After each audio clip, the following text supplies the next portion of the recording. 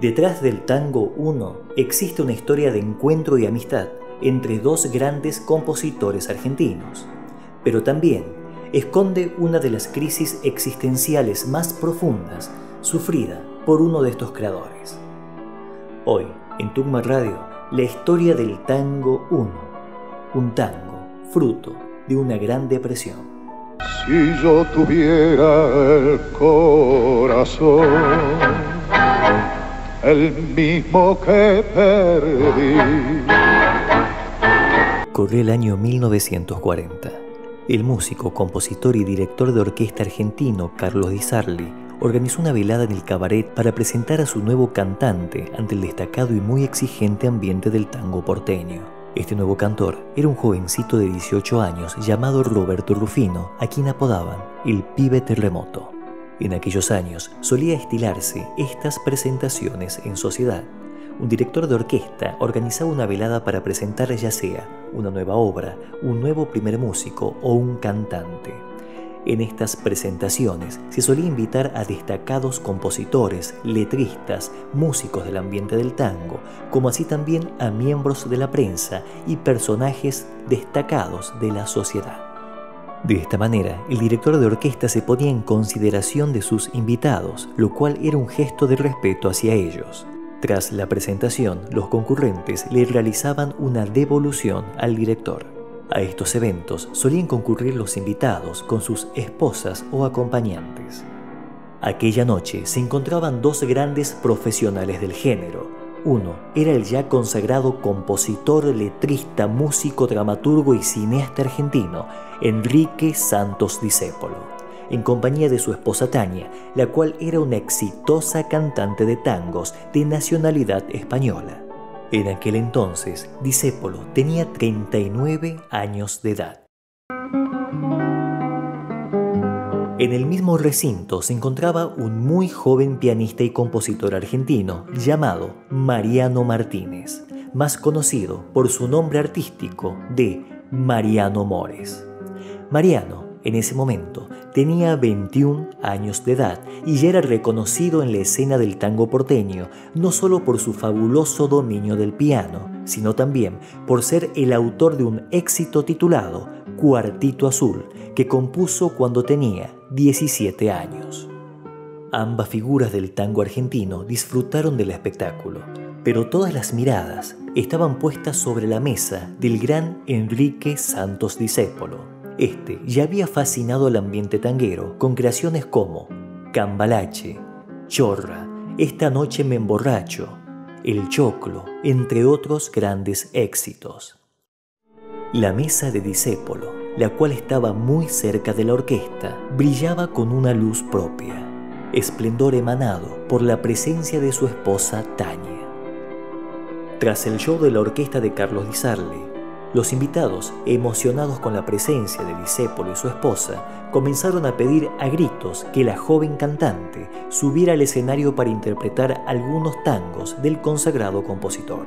Tania, quien era una joven dulce y extrovertida, aceptó y pidió si alguno de los músicos presentes podían acompañarla. Todas las miradas se enfocaron en el joven Marianito Mores, ya que era conocido en el ambiente tanguero por su gran capacidad en el piano, resultado de un cerebro prodigio con años de estudio de música clásica.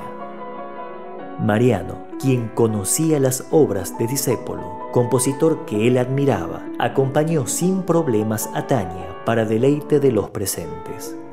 Tras esta improvisada presentación, Enrique Santos Discépolo se acercó a Marianito Mores para agradecerle el acompañamiento. El joven pianista aprovechó ese momento para hacerle un pedido muy especial. «Maestro», dijo Mariano, «yo tengo unas obras, música de mi autoría. ¿Qué posibilidad hay de que las escuche? Y si le gusta alguna, quizás usted podría ponerle letra». Discépolo, fiel a su personalidad abierta y amiguera, le dijo: «Con todo gusto, pibe, la semana que viene anda a visitarme a casa. Yo vivo en La Lucila. Llegate y las escuchamos». A la semana siguiente, Marianito Mores se encontraba golpeando la puerta de la casa de Discépolo.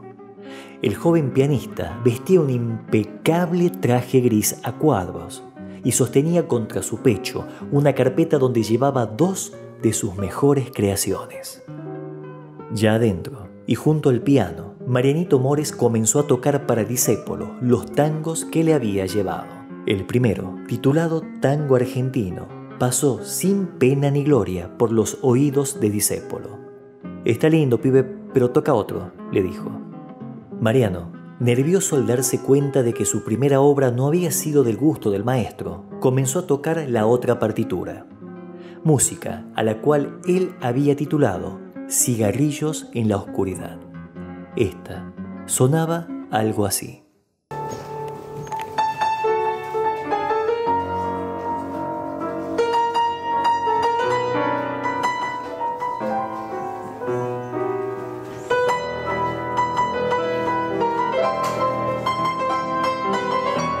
Esta melodía llamó la atención de Discépolo y le dijo: «Tócala de nuevo, pibe».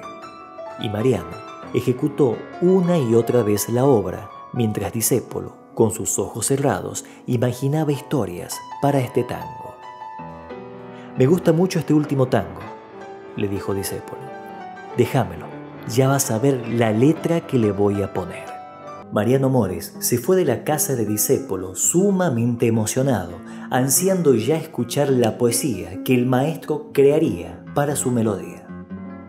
A los 20 días, Mariano encontró a Discépolo en un cafetín porteño y se saludaron como grandes amigos. Tras las preguntas básicas de un encuentro casual, Mariano disparó: «¿Y maestro, ya pudo terminar la letra?». Discépolo le respondió: «En eso estoy, pibe, ya vas a ver de lindo que nos va a quedar ese tango». Mariano soñaba despierto con esa obra. Imagínense, su música junto a la poesía del gran Enrique Santo Discépolo. Las semanas y los meses pasaban y cada vez que los artistas se encontraban, Mariano le preguntaba si cómo iba la letra y Discépolo siempre le respondía lo mismo: «En eso estamos, pibe, tranquilo, ya vas a ver de lindo que nos va a quedar ese tango». Esta escena se repitió varias veces en el transcurso de 1940, a tal punto que Mariano llegó a la conclusión que al maestro Discépolo le había dejado de gustar su obra. Él creyó que tal vez Discépolo, tras revisar la obra, cambió de parecer y descartó la música, y que quizás para no herir sus sentimientos, cada vez que lo encontraba le respondía lo mismo: «En eso estamos, pibe, ya vas a ver lo lindo que va a quedar ese tango». Razón por la cual Mariano se resignó y dejó de preguntar sobre la letra. Cada vez que los artistas se encontraban, se saludaban con el mismo afecto y admiración, pero ninguno de los dos decía nada sobre aquel tango que al parecer había quedado en el tintero. Mariano siguió componiendo éxitos y creciendo artísticamente. Su fama también había crecido en demasía y comenzó a actuar junto al eximio director de orquesta uruguayo Francisco Canaro. Era abril de 1943. Mores y Canaro estaban a minutos de subir al escenario cuando Discépolo se les apareció sorpresivamente en los camarines del teatro. Del interior de su saco extrajo una hoja de papel mecanografiada y se le entregó en mano a Mariano Mores, diciéndole: «Esta es la letra de tu tango, pibe. Se titula Si yo tuviera un corazón». A posterior, lo saludó y se marchó. Mariano quedó anonadado ante semejante sorpresa. Habían pasado ya 3 años de aquel encargo, del cual ya se había resignado. Pero para sorpresa de Mariano, la poesía entregada por Discépolo era demasiado extensa, y lo primero que el joven compositor pensó fue: «No, nadie va a querer cantar esto, es una letra muy larga». En aquel entonces se acostumbraba una estructura corta en los tangos, más aún en los tangos canción. Además, al parecer Marianito Mores, debido a su juventud y a su corta experiencia de vida, no habría sabido apreciar la profundidad poética y hasta filosófica de aquella poesía en la que se describía una muy profunda crisis existencial, plagada de amarguras y desilusiones.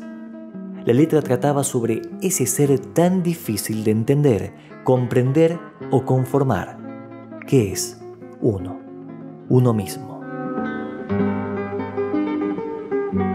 Mariano Mores, no muy conforme con la letra, decidió mostrarle la obra al director Francisco Canaro, con quien estaba trabajando aquella noche.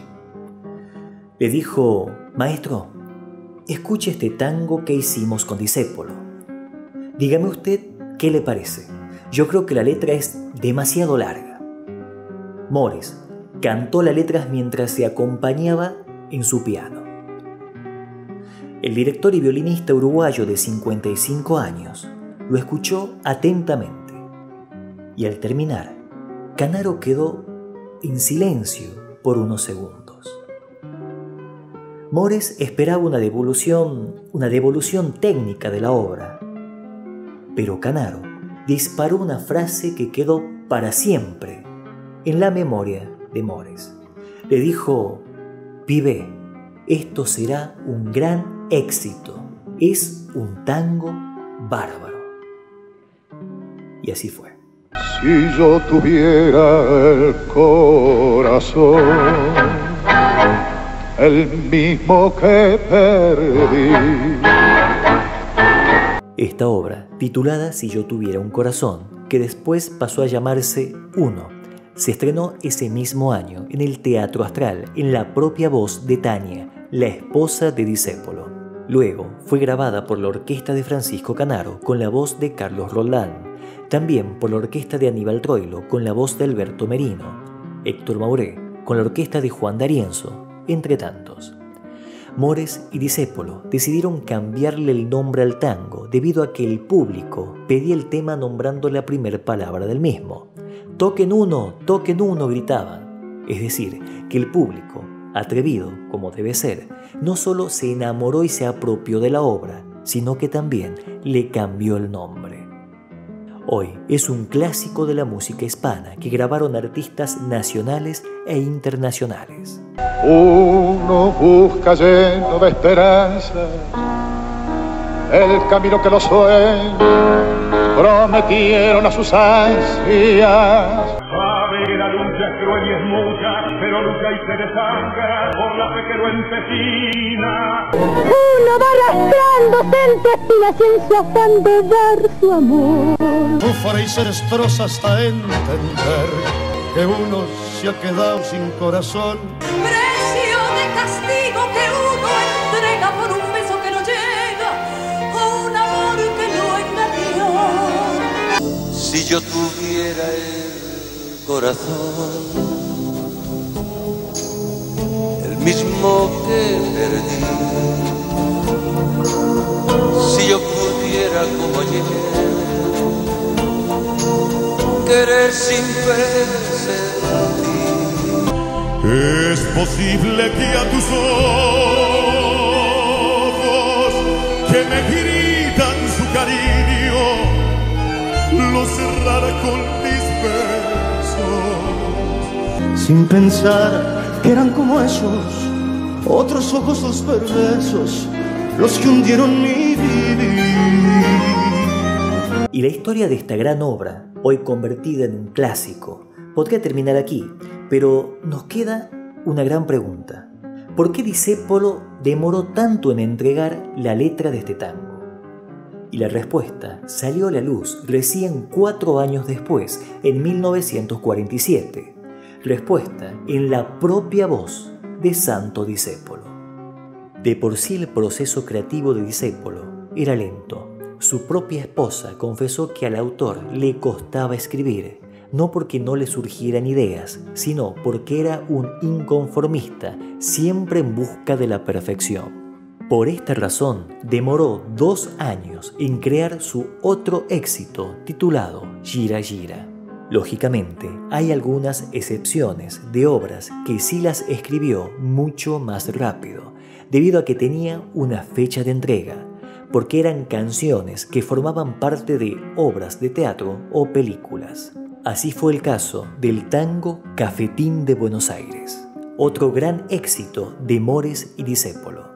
Este último creó la letra de este tango en tan solo 8 días, debido a que esta canción formaría parte de un film titulado Corrientes, calle de ensueño. Mores le pasó la música a Discépolo y le dijo: tiene que hablar de un cafetín porteño y necesito que la tenga lista para la próxima semana. Discépolo cumplió. Pero ¿por qué con el tango 1 Discépolo demoró 3 años en terminar la letra? El mismo Discépolo lo contó en su programa de radio. Sí, porque Discépolo, aparte de ser músico, poeta, compositor, guionista y cineasta, también fue un exitoso de la radiofonía. Su ciclo radial se llamaba ¿Cómo nacieron mis canciones? Y era sencillamente eso. El gran autor contaba anécdotas de cómo creó sus obras. El programa se comenzó a emitir en 1947 por Radio Belgrano. Allí, el grandioso creador abría su corazón y se confesaba ante el micrófono. Los años 40 también traían las 4 décadas para Discépolo. Y estos números, al parecer, trajeron consigo la hoy tan famosa crisis de la mediana edad, concepto que en aquellos años era casi desconocido. Aquellos primeros años de 1940 no fueron del todo bueno para el creador. Si bien lo tenía todo, una hermosa mujer, dinero, una buena casa, fama y reconocimiento, Discépolo estaba preso de una gran angustia que en 1943 desembocó en una profunda depresión que por un buen tiempo no le permitió crear nada. Fue una época en la que empezó a recluirse en su casa, cortando comunicación con todo lo exterior, pese a haber sido un hombre sumamente social y divertido. Esta crisis terminó siendo la disparadora de la poesía del tango 1. Todo esto fue comentado en vivo por el mismo Discépolo en su programa de radio. A posterior, te comparto la fiel transcripción de sus palabras. Siempre hay un antes que justifica todo lo que puede venir después. Somos jóvenes antes de ser viejos para justificar el reuma. Nos enamoramos antes de casarnos, cuando lo lógico sería que nos enamorásemos después. Hay entre el antes y el después una relación fuego-ceniza, de tajo y sangre, de grito y llanto. No se conciben por separados. Y para hablar del tango 1, que me llegó después, tengo que hablar de antes, de mí, de mi especial estado de ánimo en ese tiempo que precedió el nacimiento de la letra del tango 1. La cuestión que en esa época estaba raro. No sé en realidad qué diablos me pasaba. Me entró de pronto una melancolía inexplicable, una melancolía de canario. Yo, que generalmente tengo buen humor, estaba insoportable. Quería pelearme con todo el mundo, con los guardas, con los colectiveros. ¿Se dan cuenta? Yo, con este cuerpo, quería pelear. Fue una temporada terrible. En casa, un poco alarmados, llamaron al médico. No tenía nada, estaba sano. El médico pobrecito me aconsejó lo de siempre, que dejara de fumar, que dejara de beber, que dejara de acostarme tarde. Puesto a que se trataba de dejar de hacer algo, yo decidí dejar de tomar el tranvía. Seguí fumando, bebiendo y acostándome tarde. Porque lo que en realidad tenía era vejez, cansancio de vivir. En ese momento me hubiera gustado hablar de otra manera, respirar de otra manera, caminar al revés, qué sé yo. Me molestaba el tráfico, las bocinas, los gritos de los vendedores. Y aquí, entre nosotros, nada justificaba ese estado mío. Lo tenía todo. Estaba sano, era feliz. Un hombre en esas condiciones Debería cantar, saltar de alegría, sonreír como fabricante de dentífrico. En cambio yo escupía pólvora. Estaba áspero como un limón, intratable. Me acuerdo de aquellos días e hice lo único lógico en ese clima de ilógica. Me encerré, no en un baúl ni en un ropero, me encerré en mi casa. Desconecté el teléfono. La puerta de entrada no se abría para nadie. Y en esos 10 días de 1943 pensé en mi vida, en las cosas de mi vida. Pero ojo, no pensé en los momentos buenos. No, pensé en los malos momentos. Y esa fue la autovacuna que me curó. Es decir, que me curé con mi propia rabia, con mi propia amargura. Aquello pasó y seguramente no volverá a repetirse. Cité aquel estado especial de mi espíritu para justificar esa amargura descripta en el Tango 1. Poesía que muchos amigos me dijeron que les resultaba tremenda y desoladora. Tal vez tengan razón, no sé. Pero lo que sí es cierto es que en otras circunstancias no hubiera escrito lo que escribí. Aquellos 10 días de locura absurda me ayudaron a preparar el tema. La desilusión amarga del que no puede amar, aún queriendo amar, no había sido tratada todavía. Yo aprendí en aquellos días de reviro que la gente sería inmensamente feliz si pudiera no presentir. Si yo tuviera el corazón que di. Por esta razón, hoy podemos afirmar que Uno es un tango fruto de una compleja crisis existencial, de uno de los creadores populares más profundos y hasta filosóficos que nos dio la música argentina. Un hombre que pese a escribir letras para música popular, siempre te dejaba pensando. Y sobre todo, este tango, Uno, como tantas otras piezas del 2x4, confirma esa vieja frase de Cafetín Porteño que dice: pibe, el tango te va a tocar en serio después de que cumplas los 30 años. Yo ya estoy cerca de los 40 y, para serles franco, por alguna razón, en mis 20 me encontré con este hermoso género que en su poesía suele disparar tantas verdades de frente y a quemarropa. Me gustaría que me cuenten cuál es su versión favorita del Tango 1 y por qué. Me lo cuentan aquí abajo, por favor, en la caja de comentarios, que yo los leo con mucho gusto. Mi versión favorita del Tango 1, sin duda, la del polaco Goyeneche. Y en segundo lugar, la de Julito Sosa. La de Julio Sosa porque es como un golpe en seco, potente, un golpe en seco. En cambio, la del polaco es como un puñal que te incrustan y te lo remueven a gusto. Mi nombre es Matías Ángel y esto fue otra edición de Tugma Radio. Les mando un gran abrazo y no olviden de suscribirse a este canal. Si yo tuviera un corazón, el mismo que te di. Che, hoy es sábado, ¿qué se hace? ¿Tomamos algo de noche?